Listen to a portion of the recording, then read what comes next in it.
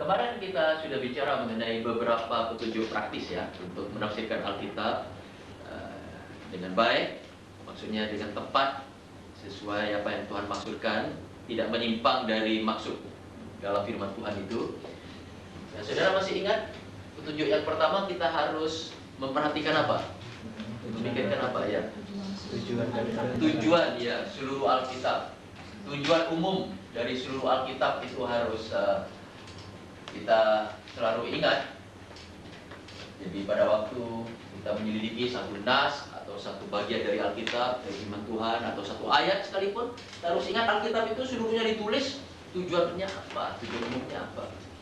Kemarin kita sudah lihat itu. Lantas juga ada tujuan buku per buku dalam Alkitab. Ada 66 buku. Nah, tiap buku itu punya tujuan yang berlainan. Tujuan buku per buku. Dengan begitu misalnya kita lagi menyelidiki Injil Matius misalnya. Nah, kita bisa mengerti bahwa Injil Matius terutama ditulis kepada orang Yahudi. Dan tujuannya itu untuk menyatakan, menunjukkan kepada orang Yahudi bahwa Mesias ini adalah raja mereka. Bahwa Yesus yang dilahirkan di Bethlehem itu adalah raja mereka. Ya, kalau saudara lagi menyelidiki itu Injil Lukas, ya itu lain lagi, ya kan? Tetapi semuanya tidak lepas dari ya, tujuan seluruh Alkitab itu diberikan oleh Allah kepada kita. Nah, sekarang kita lihat petunjuk yang ketiga. Petunjuk yang ketiga, kita harus memperhatikan juga itu, atau mempertimbangkan kepada siapa sesuatu ayat itu ditujukan atau ditulis gitu ya. Kepada siapa?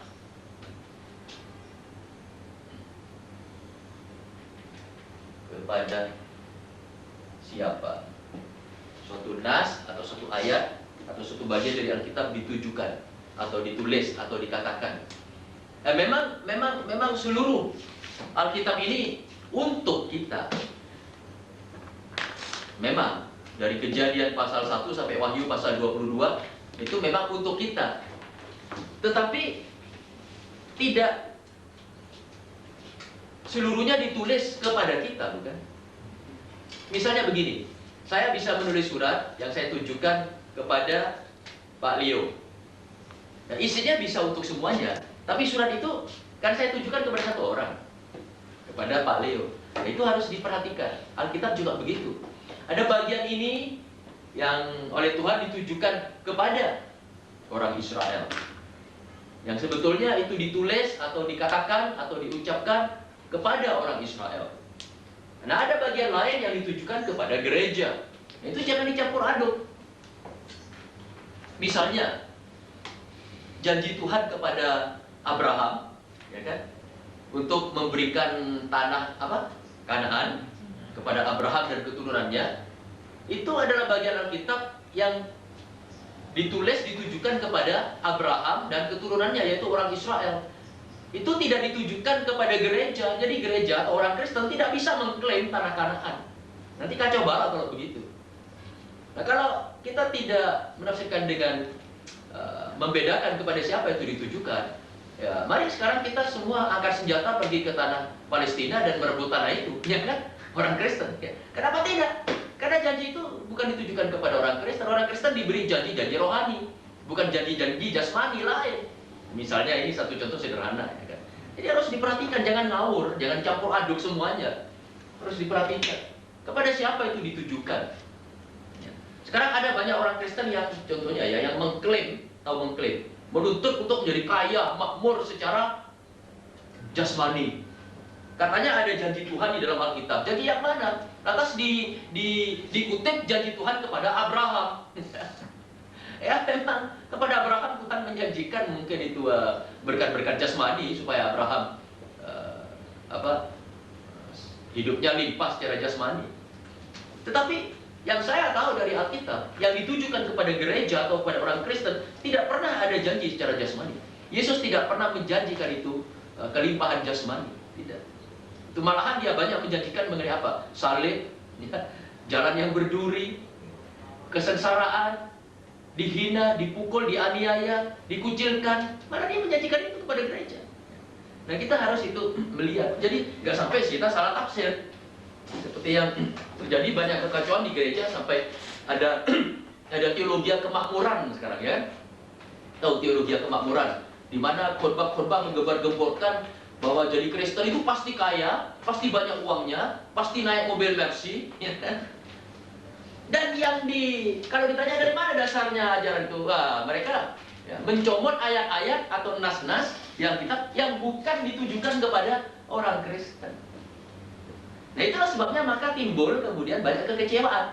Orang Kristen yang pertama ikut itu sangat bergairah. Kecenderungan manusia itu kan mau kepada hal macam begitu, ya kan? Siapa nggak mau dikasih duit banyak, dijanji mobil Mercy misalnya, siapa nggak mau? Tetapi setelah ikut 1 bulan, uang nggak datang-datang, mobil nggak datang-datang. Ikut 1-2 bulan, 1 tahun, 2 tahun, 3 tahun, akhirnya murtad orang Kristen itu. Jadinya malah murtad, bukan jadi orang Kristen yang tambah kuat iman dalam Tuhan, malah murtad. Lantas Tuhan dihujat. Wah, Tuhan janji bohong, ya kan? Alkitab itu palsu. Nah, padahal yang keliru yang menafsirkan. Si pendeta yang khotbah tadi nggak ngerti bagaimana cara menafsirkan yang betul. Ini masalah macam begini, itu timbulnya karena soal sepele macam begini. Masalah interpretasi yang tidak terarah, yang ngawur, campur adukan semua. Kita harus memperhatikan, harus mempertimbangkan kepada siapa sesuatu ayat atau nas itu ditujukan. Kalau itu ditujukan kepada orang Israel, gereja tidak bisa mengklaim itu. Kalau itu ditujukan kepada gereja, klaimlah itu. Ini satu contoh. Jadi kita bisa tahu dari sini bahwa ada dua macam aplikasi ya, dua macam penerapan di dalam Alkitab. Penerapan utama itu kepada siapa itu? Kepada Israel.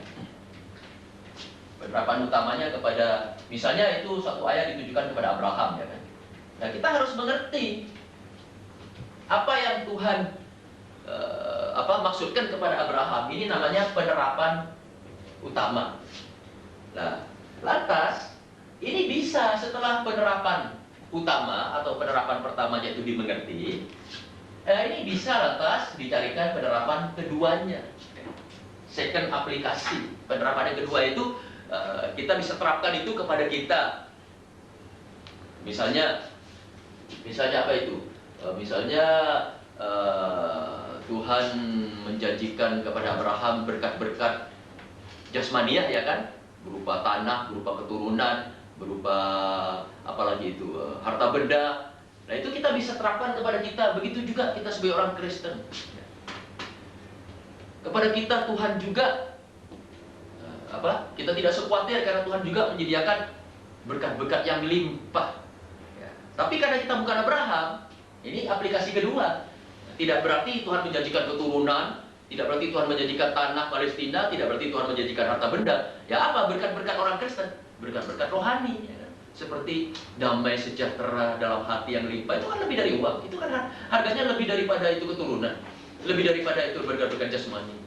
Sukacita yang penuh itu ya, damai sejahtera, keampunan dosa, kita bisa tidur nyenyak setiap malam gitu.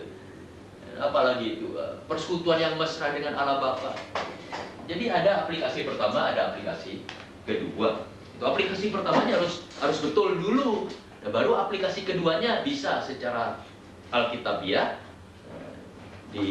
dilontarkan kepada para pendengar. Ada orang mengatakan begini, memang semua isi Alkitab itu untuk kita. Semua isi Alkitab itu memang untuk kita, tapi tidak semuanya kepada kita. Tadi sudah saya jelaskan. Memang semua isinya untuk kita. Maksudnya aplikasi keduanya itu memang semua untuk kita, tapi tidak semuanya kepada kita, lain, ya kan?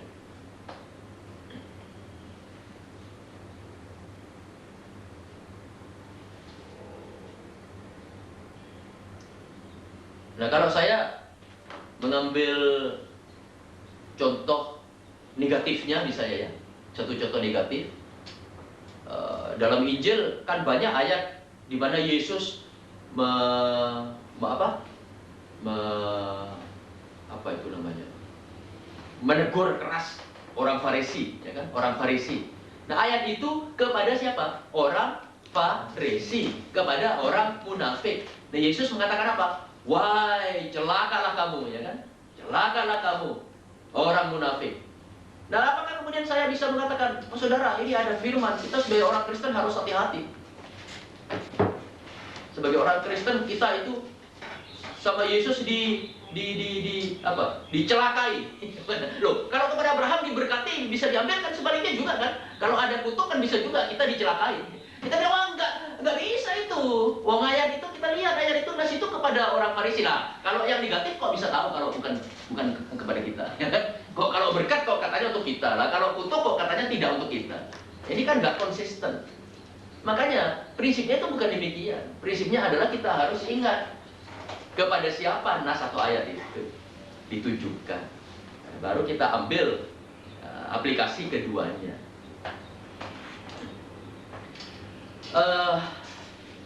Jadi di sini, terutama di dalam Alkitab itu, kita tidak boleh mencampur adukan ya.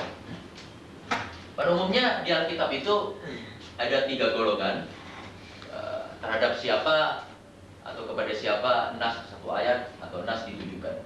Pertama itu golongan Israel, kedua orang kafir. Orang kafir ini bukan Israel. Ketiga gereja atau orang Kristen. Jadi kita harus perhatikan. Pada umumnya ini ada 3 golongan di mana nas atau satu ayat di Alkitab ditujukan. Bisa kepada Israel, bisa kepada orang kafir, maksudnya bukan Israel, bukan gereja, bisa kepada gereja. Itu perlu diperhatikan kepada siapa itu satu nas itu. Nanti kita dalam pelajaran hermeneutik kita akan belajar lebih dalam dan lebih banyak soal ini ya. Ini semacam petunjuk praktis dulu yang perlu saudara ketahui. Kalau saudara memperhatikan ini, paling sedikit saudara akan cukup aman di dalam menafsirkan Alkitab. Jangan dicampur aduk. Lantas petunjuk selanjutnya,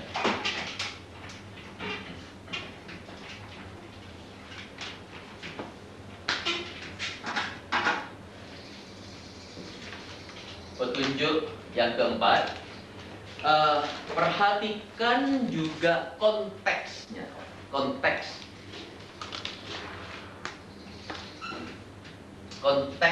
dari satu ayat atau satu nas itu penting sekali. Tahu konteksnya? Apa artinya, maksudnya konteks?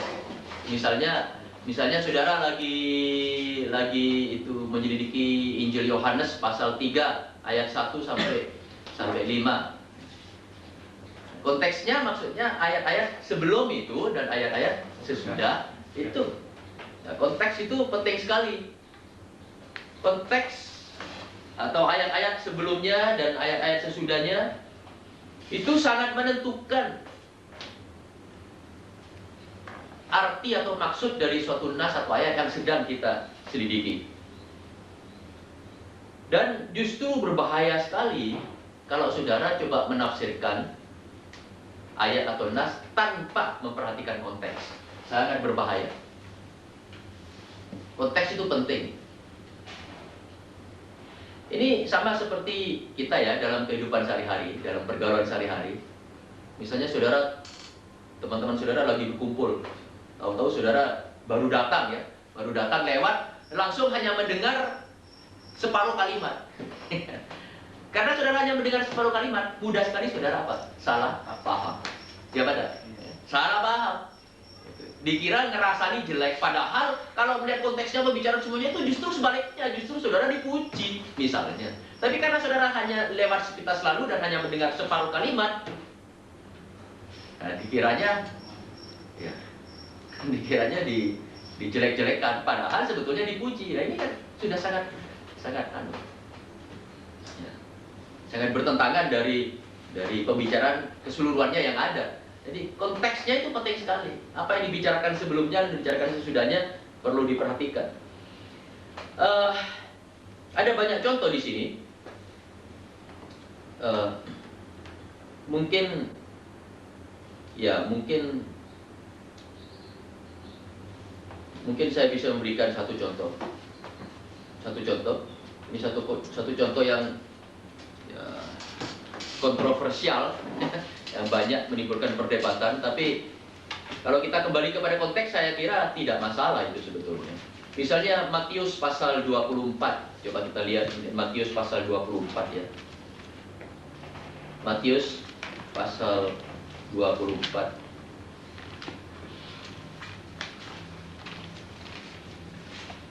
Ayat 14. Sudah sering dengarkan ayat ini? Dan Injil kerajaan ini akan diberitakan di seluruh dunia menjadi kesaksian bagi semua bangsa. Sesudah itu barulah tiba kesudahannya. Dan Injil kerajaan ini akan diberitakan di seluruh dunia menjadi kesaksian bagi semua bangsa. Sesudah itu barulah tiba kesudahannya.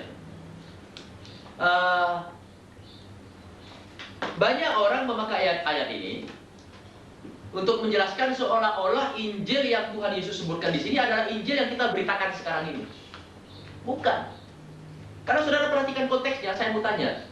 Yang Yesus bicarakan itu tentang Injil di dalam zaman apa?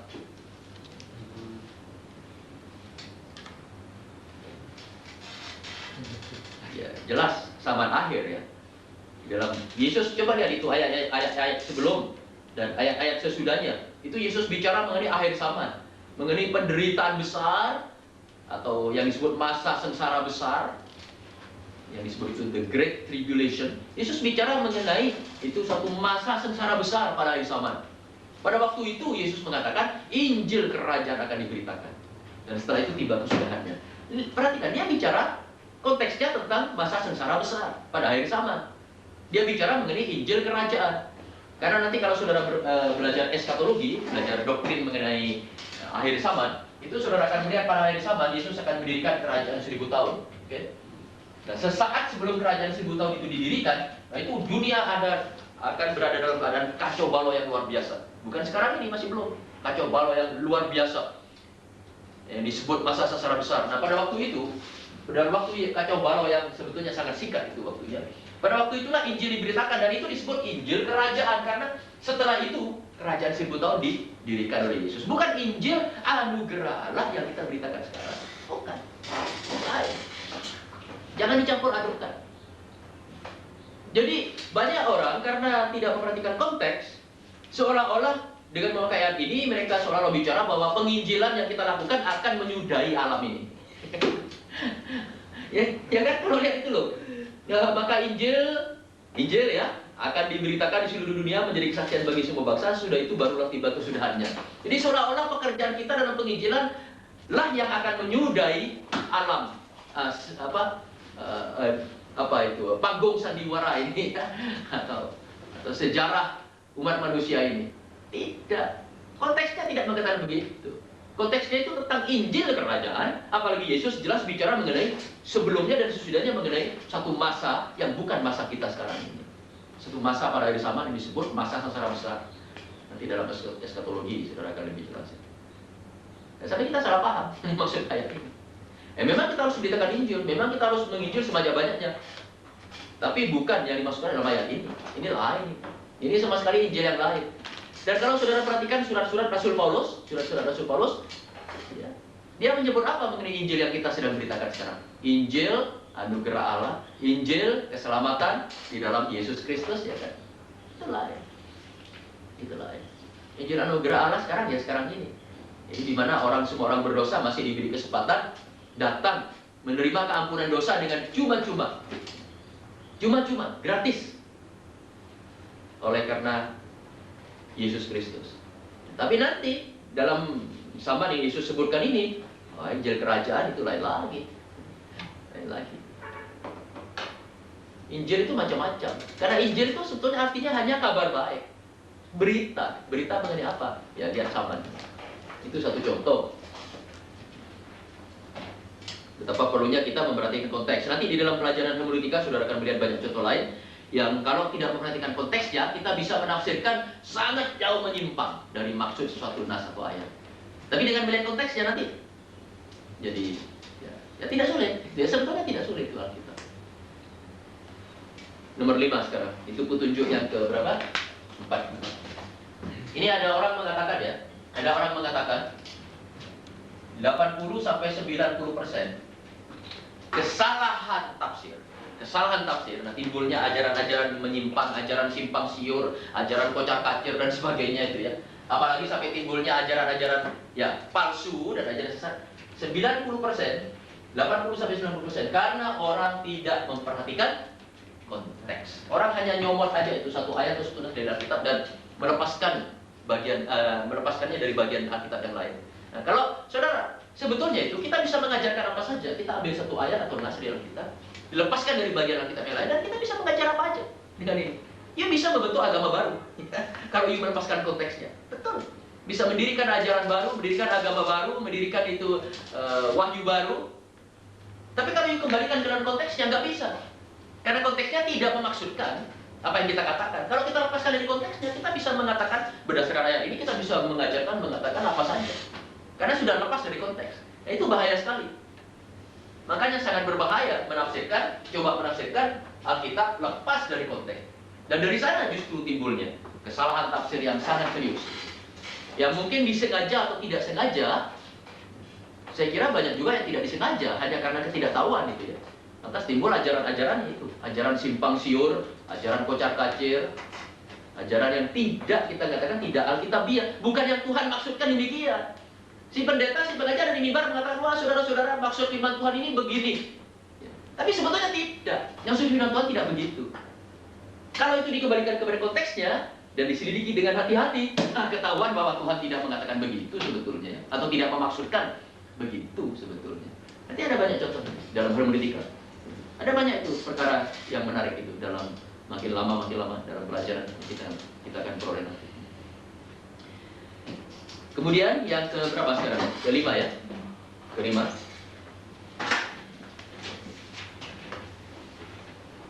Nah ini yang penting. Penting juga, bandingkan ayat dengan ayat. Dalam bahasa Inggris disebut itu compare scripture with scripture. Jadi bandingkan nas dengan nas, ayat dengan ayat. Jadi jangan mengambil satu nas atau ayat. Nah ini juga ada hubungan dengan konteks sebetulnya. Jadi jangan mengambil satu nas atau ayat dan mengisolasikan ini dari bagian Alkitab yang lain. Jangan. Itu permulaan ajaran sesat itu begitu. Ngambil satu ayat atau nas, atas dipisahkan, diisolasikan dari bagian Alkitab yang lain. Coba itu, kalau saudara ketemu dengan orang-orang saksi Yehova misalnya ya, pernah diinjili oleh orang saksi Yehova? Saksi Yehova bagaimana caranya nginjilnya? Tidak berani dia buka Alkitab keseluruhannya. Dia ambil satu ayat itu aja yang oleh dia dibacakan. Kalau kita minta ayatnya dikembalikan ke Alkitab dan dibaca bagian lainnya, nggak mau dia, karena nanti keterangannya tidak bisa cocok dengan Alkitab. Ya. Tetapi karena saksi Yehova itu satu ajaran yang sesat, satu bidat, itu bidat. Maka caranya supaya mereka mendapat dukungan yaitu tadi, ngambil ayat atau nas, dilepaskan dari Alkitab. Kalau begitu ya, sebetulnya ini bisa dipakai untuk, kalau dilepaskan dari bagian lain dari Alkitab, bisa dipakai untuk mendukung ajaran apa saja. Sampai kepada ajaran setan pun bisa didukung, gitu ya. Ini bahayanya. Dan kemarin kita bicara bahwa buku tafsiran yang terbaik itu karangan siapa? Buku yang mana? Iran masih ingat buku tafsiran yang terbaik? Alkitab sendiri. Ya, puji Tuhan masih ingat ya. Alkitab sendiri buku tafsiran yang terbaik. Makanya kalau mau menafsirkan ayat atau nas, bandingkan dengan ayat dan nas yang lain. Ini yang kelima. Ini petunjuk yang kelima. Bandingkan ayat dengan ayat. Bandingkan nas dengan nas. Nah itu kemarin kita bicara, bukan? Itu cara Roh Kudus menerangi kita. Itu cara Roh Kudus menolong kita untuk mengerti maksud firman Tuhan. Banyaklah membandingkan Alkitab dengan Alkitab. Dengan demikian kita akan mempunyai satu ruang pandang yang luas,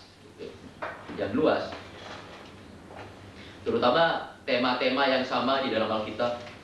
Kita bandingkan dengan tema-tema lainnya yang sama juga. Dengan begitu kita akan mempunyai pandangan yang luas mengenai suatu arti dari suatu nas.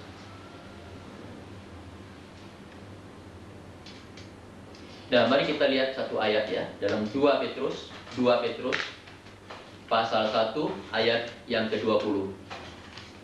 2 Petrus 1 ayat 20. Yang terutama harus kamu ketahui, nah ini maksudnya yang penting sekali harus kamu ketahui apa? Ialah bahwa nubuat-nubuat dalam kitab suci, maksudnya ayat-ayat atau nas dalam kitab suci ini, dalam Alkitab ini, tidak boleh ditafsirkan menurut kehendak sendiri. Jangan seenaknya udelnya dewe. Ayat diambil, dicopot dari Alkitab, terus diberi bumbu-bumbu sendiri, ditafsirkan seenak perut kita sendiri. Ini Petrus sudah bilang. Jadi bagaimana cara menafsirkannya? Bandingkan dengan ayat-ayat lain. Lihat nas lain. Buka bagian Alkitab yang lain. Compare scripture with scripture. Itu cara Roh Kudus nanti menolong saudara menemukan arti daripada suatu nas atau ayat. Dan paling sedikit saudara akan save. Tidak terlalu sesat-sesatnya gitu, itu enggak, masih Alkitabiah.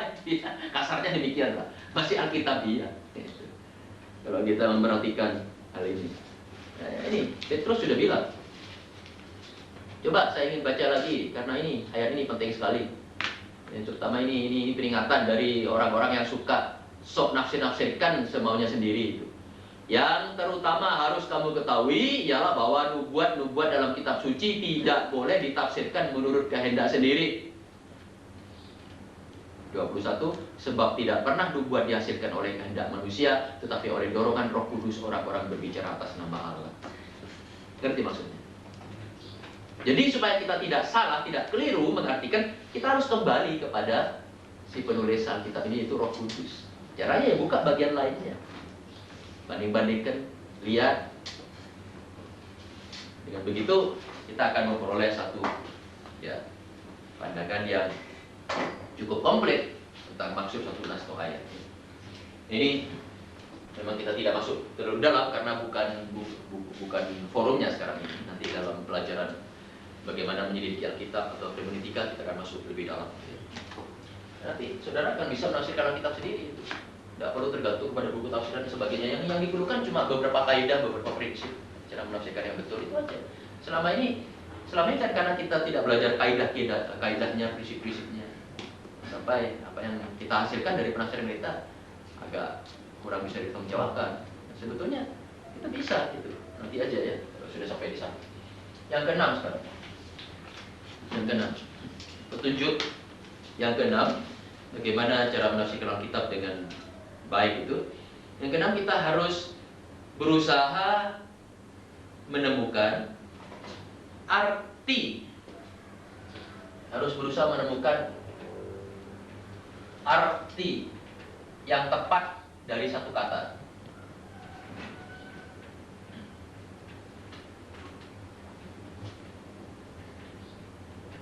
Menemukan arti yang tepat dari suatu kata.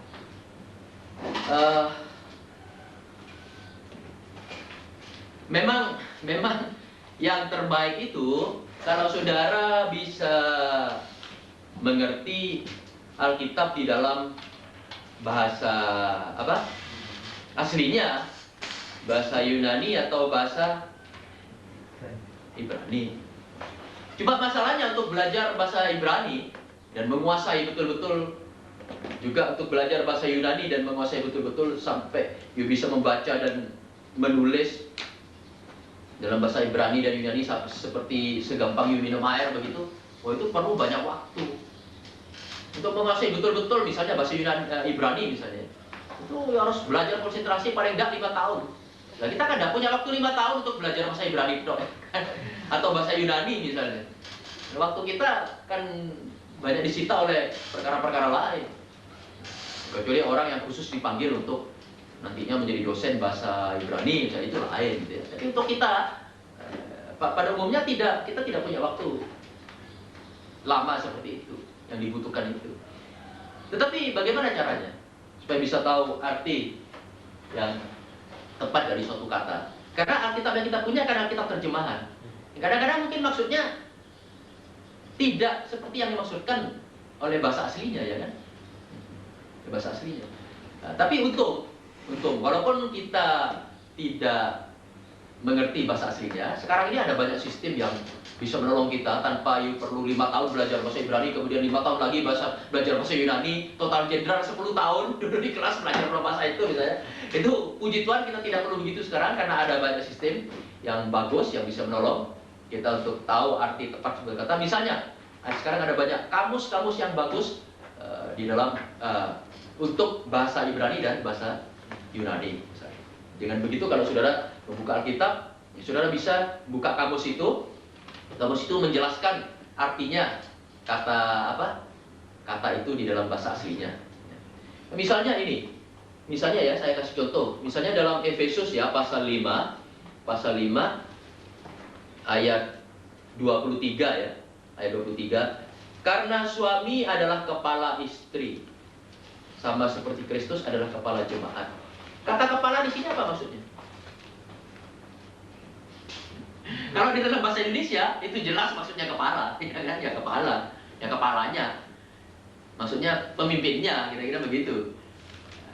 Tapi kalau kita menelaah ke dalam bahasa aslinya, nah ini kita akan menemukan arti lain. Karena orang kita lebih mengerti lebih dalam. Kata kepala di dalam bahasa aslinya di sini bisa diartikan juga sumber. Sumber. Jadi kalau sumber, maka itu kan bisa diterjemahkan begini. Karena suami adalah sumbernya istri.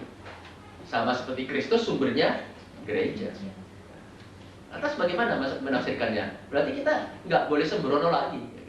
Harus semua aspek yang ada harus dipertimbangkan. Nah, begitu saudara mulai masuk ke dalam arti kata-kata yang sebenarnya, penafsiran saudara akan lain sekali. Karena saudara akan sungguh mengerti apa yang dimaksudkan.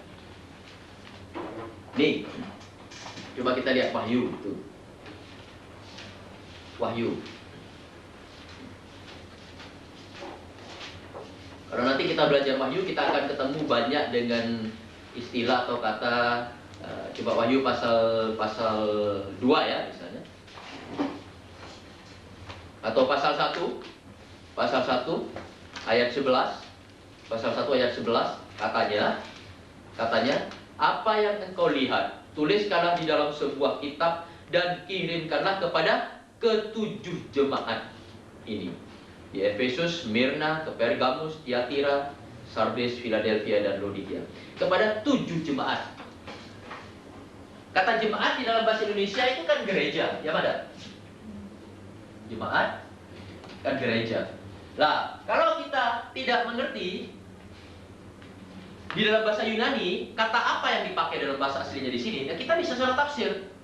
Kita kira ke-7 jemaat di sini, wah, gedung gereja atau merek gereja yang ada di mana? Efesus, di Smyrna, di Tiatira, di Sardes, Pergamus dan sebagainya, ya kan? Sampai ke Laodikia. Karena asosiasi kita kalau gereja itu kan gedung, ya pada? Asosiasinya gereja itu gedung.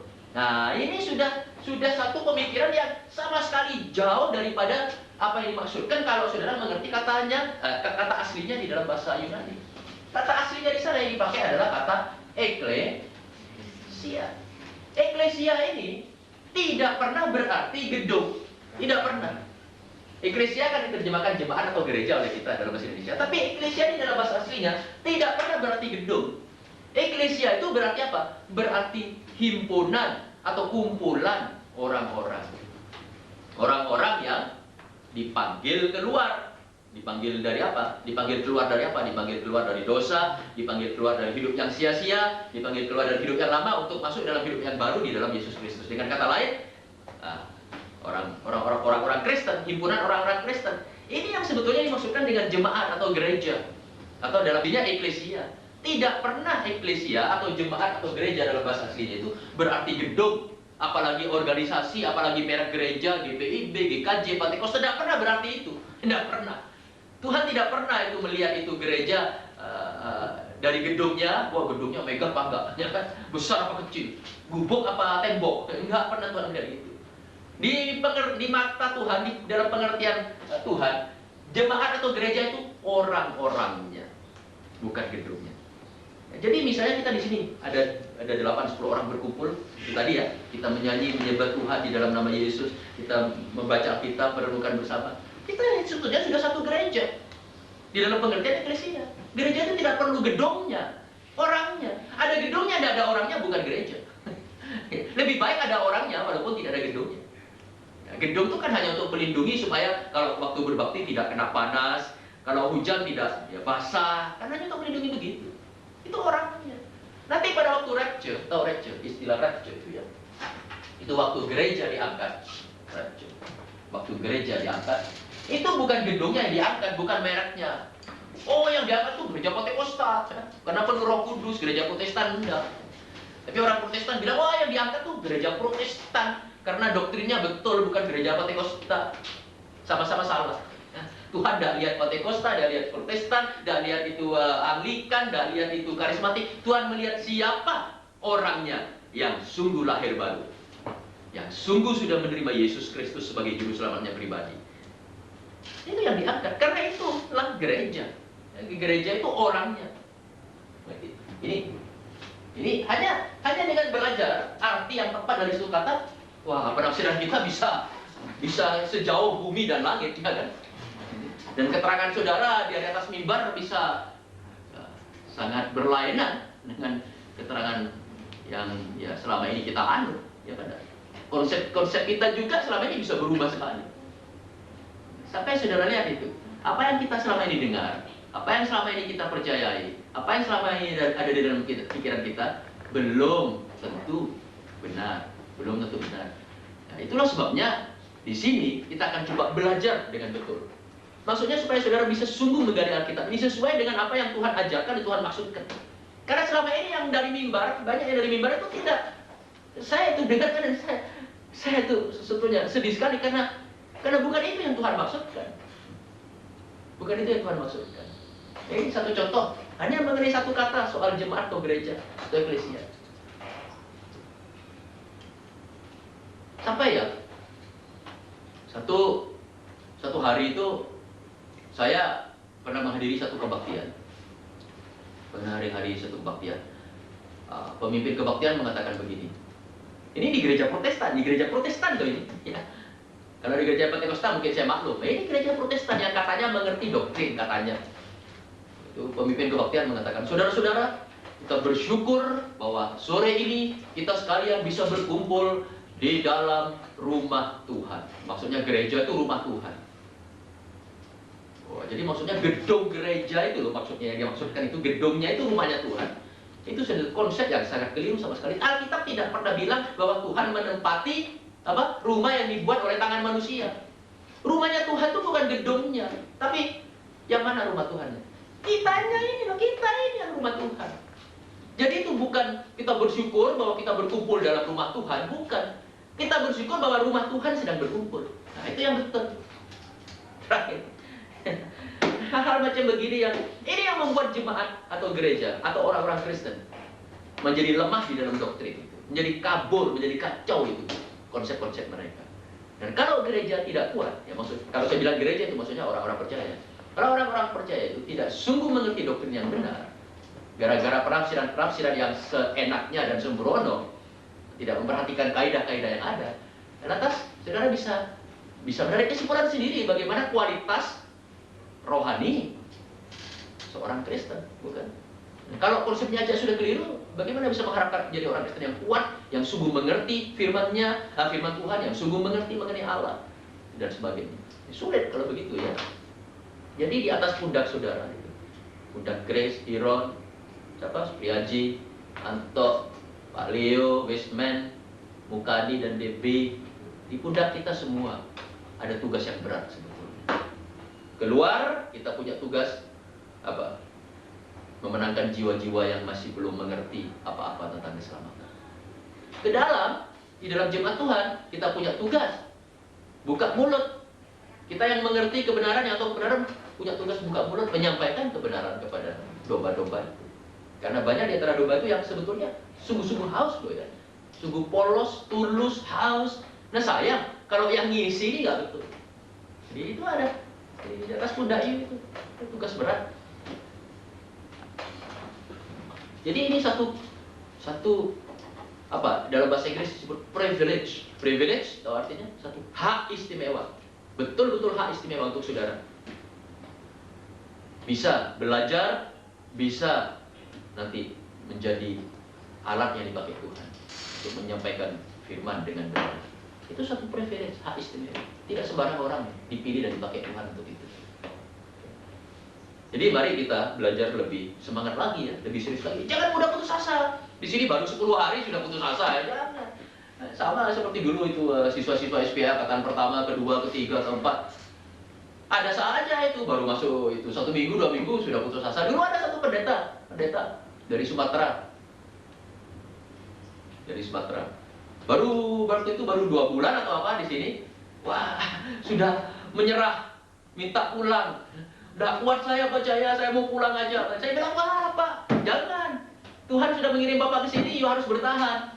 Harus bertahan, ayo bertahan. Ya, berapa kali itu Pak Henry saya itu coba menasihati dia. Akhirnya kita coba, ya tolong dia, doakan dia, coba menopang dia, menguatkan dia. Dia coba bertahan, ternyata bisa lulus juga. Ya. Akhirnya dia menyelesaikan dengan baik gitu. Berhasil. Nah memang untuk belajar sesuatu yang apa itu? Yang asal-asalan gampang, gampang. Sesuatu untuk membuat sesuatu yang tidak bermutu, misalnya saudara membuat itu kerajinan tangan. Kalau itu tidak bermutu, ya, 1 hari selesai gampang, tapi hasilnya tidak ada harganya. Ya. Memang gampang, ringan, nggak berat. Tapi kalau saudara disuruh membuat sesuatu yang sungguh bermutu, sungguh halus, sungguh bagus, sungguh mengandung nilai seni yang tinggi misalnya, nah itu perlu mungkin 3 bulan, 4 bulan, dan mungkin itu kadang-kadang bosan, kadang-kadang capek, kadang-kadang merasa berat, kadang-kadang merasa putus asa. Tapi kalau kita bertahan dan itu selesai, hasilnya nanti begini akan sangat berharga. Sama seperti Allah sedang membentuk saudara sekarang. Ibaratnya saudara tanah liat sedang dibentuk oleh Allah. Apa-apa yang dibentuk kan tidak enak memang ya. Dibentuk tuh berarti di apa? Ini apa namanya ya, mungkin dipilih, diperas, dibanting, kadang-kadang itu dicabut lagi, lantas itu kasar-kasarnya dibuang, itu lantas kadang-kadang itu namanya dibentuk, tapi begitu selesai akan menjadi satu bejana yang indah yang patut dipakai oleh tuannya. Itu katanya Korintus, surat Korintus bukan? Begitu selesai. Kalau tanah liat itu bersedia dibentuk sampai selesai, akan menjadi bejana yang indah yang dapat dipakai oleh Tuhan.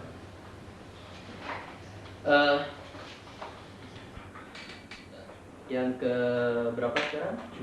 Yang ketujuh ya. Petunjuk yang ketujuh, kalau saudara ingin belajar Alkitab dan ingin mengerti Alkitab dengan betul itu, saudara mesti menghindari ini. Apa ini?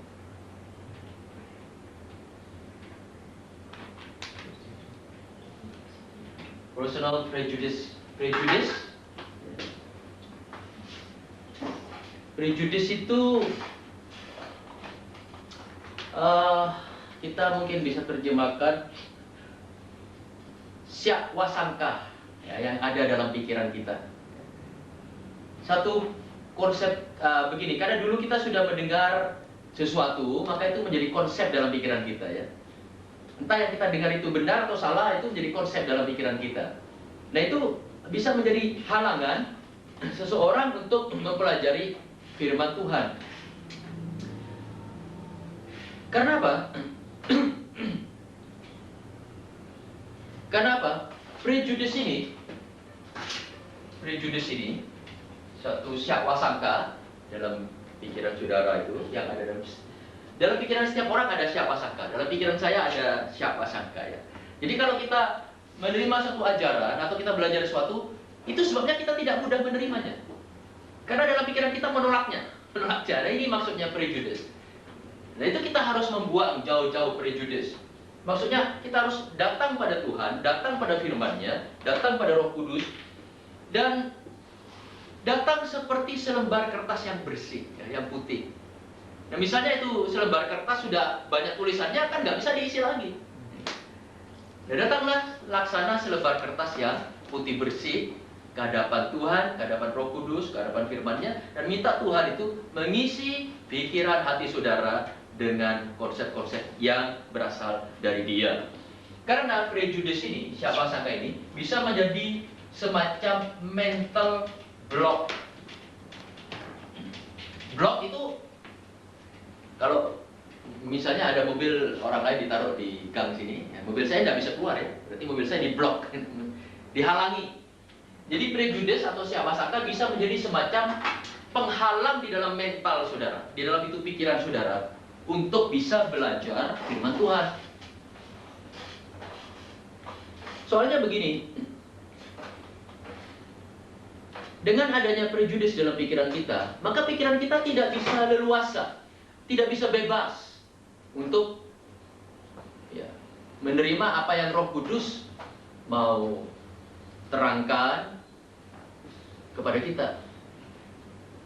Itu menjadi semacam penghalang nanti, penghalang dalam pikiran, maka kita pakai istilah menjadi semacam mental block. Ya. Karena apa? Karena kebenaran itu bukanlah apa yang telah saudara, bukanlah apa yang telah diajarkan pada saudara. Belum tentu itu kebenaran.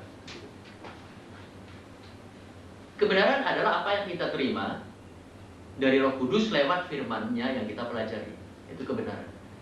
Jadi kebenaran bukan apa yang telah diajarkan pada saudara. Itu belum tentu kebenaran. Yang selama ini yang telah kita dengar, yang telah kita itu, orang mengajarkan kita sesuatu, itu belum tentu kebenaran. Ya, itu tidak berarti saudara tidak pernah diajari kebenaran. Saya yakin saudara sudah juga mendengar kebenaran ya. Misalnya Yesus itu juru selamat. Pernah dengar dah? Ya. Apa saudara diajari Yesus itu bukan juru selamat? Diajari gitu? Yesus itu juru selamat. Itu kebenaran. Itu memang kebenaran. Tetapi masalahnya tidak semua yang kita dengar itu kebenaran. Nah, ini persoalannya. Dan yang lebih berat, celakanya itu kebanyakan yang kita dengar bukan kebenaran. Jadi persoalan besar. Ini persoalan besar.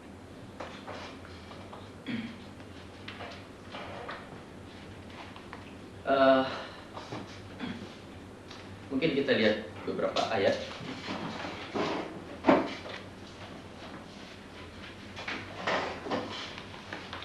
Bisa menolong kita. Seperti itu surat Paulus kepada orang-orang Kristen di Tesalonika. Paulus memuji orang Kristen di Tesalonika, bukan karena apa? Dalam itu 1 Tesalonika 2 ayat 13, Paulus memuji karena apa? Karena itulah kami tidak putus-putusnya mengucap syukur juga kepada Allah, sebab kamu telah menerima firman Allah yang kami beritakan. Nah, ini menerima. Jadi kelihatan orang Kristen di mana? Di Tesalonika membuang mental block yang ada dalam pikirannya. Ingat, mereka dulu tuh orang kafir. Dalam diri orang kafir pasti sudah banyak ajaran palsu yang masuk, ya pada? Baik konsep tentang Allah, konsep tentang keselamatan, konsep tentang ibadah dan macam-macam, itu pasti sudah dalam pikiran mereka sudah macam-macam. Tapi apa yang jadi ketika Paulus datang dan mengajarkan firman Allah yang sejati, rupanya mereka bisa menerima. Dengan kata lain, mereka membuang prejudice yang ada di dalam pikiran. Konsep-konsep lama yang bukan kebenaran dibuang. Sehingga dengan demikian mereka tidak lagi terhalang oleh mental block yang ada dalam pikiran mereka. Jadi mental block ada di dalam pikiran setiap orang, termasuk saya. Sehingga sering saya itu untuk belajar Alkitab harus berjuang keras terhadap diri sendiri. Yang paling sulit untuk diatasi itu bukan Alkitabnya. Alkitabnya ini sebetulnya Roh Kudus menerangi, itu gampang dimengerti. Yang paling sulit itu dirimu sendiri, diri saya sendiri, diri kita sendiri loh. Karena di dalam diri kita sudah banyak perkara-perkara yang ya, simpang siur, kacau balau. Nah ini yang jadi masalah. Jadi saudara, untuk bisa mengerti Alkitab dengan benar, dengan betul, saudara sebetulnya itu harus banyak berjuang dengan diri sendiri, ya, mengatasi diri sendiri. Itu sebetulnya masalahnya. Sekali bisa mengatasi dirimu sendiri, itu gampang. Untuk Alkitab bisa masuk ke dalam hati dan pikiran saudara. Bagaimana Kisah Rasul? Ayat ini mengatakan apa ini? Kisah Rasul 17, Kisah Rasul 17 ayat 11. Nah, ini ayat bagus sekali. Ya. Saya harap ini bisa mendorong kita untuk lebih sungguh-sungguh di dalam saudara menyelidiki firman Tuhan selama beberapa bulan di sini ini. Ini ayat 11. Ini mestinya menjadi teladan bagi kita tentang orang Yahudi yang di mana? Di Berea. Coba mulai ayat 10, Tetapi pada malam itu juga segera saudara-saudara di situ menyuruh Paulus dan Silas berangkat ke Berea. Berea itu nama satu tempat gitu ya. Setibanya di situ pergilah mereka ke rumah ibadat orang Yahudi. Nah, lantas apa yang dikatakan tentang orang Kristen di Berea? Dikatakan begini. Orang-orang Yahudi, maksudnya orang-orang Kristen Yahudi di kota itu, di Berea itu lebih baik hatinya daripada orang-orang Yahudi di Tesalonika. Karena apa? Kenapa kok dikatakan hatinya lebih baik orang Kristen di Berea daripada yang di Tesalonika? Karena apa? Karena mereka menerima firman itu. Bukan hanya menerima, dengan segala kerelaan hati. Dan setiap hari mereka menyelidiki. Setiap hari, bukan hanya seminggu sekali. Setiap hari mereka menyelidiki kitab suci untuk mengetahui apakah semuanya itu benar demikian. Apa kesimpulan saudara dari ayat ini? Kelihatan enak sekali itu kebenaran masuknya ke dalam hati orang di Berea. Kenapa? Tentu kita bisa itu menarik kesimpulan. Mental block, prejudis, sangka-sangka, konsep-konsep lama yang ada dalam pikiran mereka buang jauh-jauh. Dengan demikian Roh Kudus tidak mendapat halangan untuk menaruh firman Tuhan dan kebenarannya di dalam hati dan pikiran mereka sekarang. Dikatakan di sana mereka menerima dengan rela hati. Jadi tidak lagi menolak kepada kebenaran yang diberikan kepada mereka. Itu maksudnya mental block prejudis sudah dibuat. Yang menolak itu kan di dalam kita aja. Kita mendengar firman Allah, di sini menolak. Ini harus dibuang dulu. Ini penghalang terbesar itu diri sendiri. Penghalang terbesar. Karena di dalam diri manusia semuanya itu sudah ada konsep-konsep sendiri. Entah yang mereka dengar dari orang lain, entah yang dipikir direka-reka sendiri. Itu justru penghalang terbesarnya. Penghalang terbesarnya itu bukan, jangan berpikir, wah saya tidak bisa, saya kurang pinter, saya bodoh, saya kurang cerdas seperti teman-teman yang lain. Bukan. Karena Roh Kudus sudah menerangi, iluminasi, tidak ada orang sebodoh-bodohnya yang tidak mengerti Alkitab. Pasti bisa mengerti. Ya, masalahnya itu, seperti saya bilang, mungkin di dalam pikiran saudara ada banyak prejudis, banyak halangan, banyak mental block. Itu buangin dulu semuanya, bersihkan. Jadi Roh Kudus enak nanti. Enak. Memasukkannya ke dalam saudara itu enak. Yang ke-8. Yang terakhir, petunjuk yang ke-8 ini. Ini petunjuk yang penting sekali untuk mengerti Alkitab. Kita namakan itu literal. Literal itu apa ya?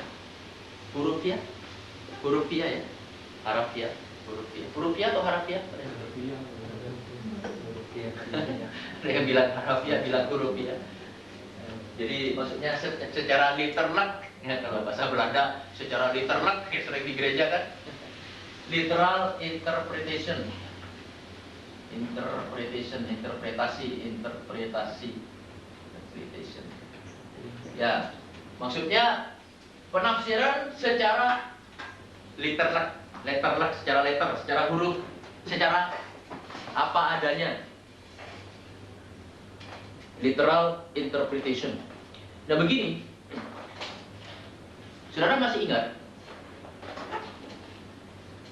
Allah mengilhamkan firman-Nya ini, Alkitab ini, secara apa? Verbal, plenary, inspiration. Jadi secara inspirasi atau pengilhaman sepenuhnya kata demi kata, ya kan? Dengan perkataan lain, pada waktu Allah mengilhamkan firman-Nya ini, Allah memaksudkan apa yang dikatakannya, dan Allah mengatakan apa yang dimaksudkannya. Prinsipnya itu di sini. Jadi dasarnya literal interpretasi. Jadi penafsiran literal ini, maksudnya penafsiran apa adanya. Jadi misalnya kalau Allah bilang di Taman Eden ada pohon yang berbuah yang tidak boleh dimakan. Ya betul-betul di taman itu ada pohon yang berbuah. Ya seperti sini ada pohon berbuah itu sudah merah-merah itu. Menarik perhatian ya. Tapi karena ada larangan jangan dipetik, ya tidak boleh dipetik. Ya berarti ya betul-betul ada. Jadi Allah mengatakan yang maksudkannya dan memaksudkan yang katakannya. Seperti saya, waktu saudara baru masuk di sini. Apa peraturan yang pertama? Saudara, di halaman kita ini ada beberapa pohon buah-buah. Saudara dilarang memetik buahnya kecuali yang minta izin dulu misalnya. Berarti saya memaksudkan apa yang saya katakan, ya. Dan saya mengatakan apa yang saya maksudkan, ya benar. Berarti saya nggak memaksudkan lain. Berarti ya betul-betul ada pohon itu berbuah, buahnya jangan dipetik. Ya itu maksud saya dengan perkataan itu. Nah ini maksudnya literal, interpretasi. Dan saya mau tanya, waktu saya mengatakan itu, ingat hari pertama, bagaimana interpretasi saudara terhadap perkataan saya?